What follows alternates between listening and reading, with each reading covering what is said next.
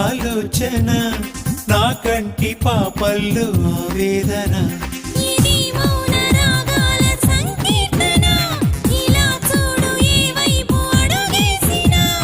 నీలోనే సగమున్నానని నీ కోసం మిగిలున్నానని ఎలా నీకు తెలిపే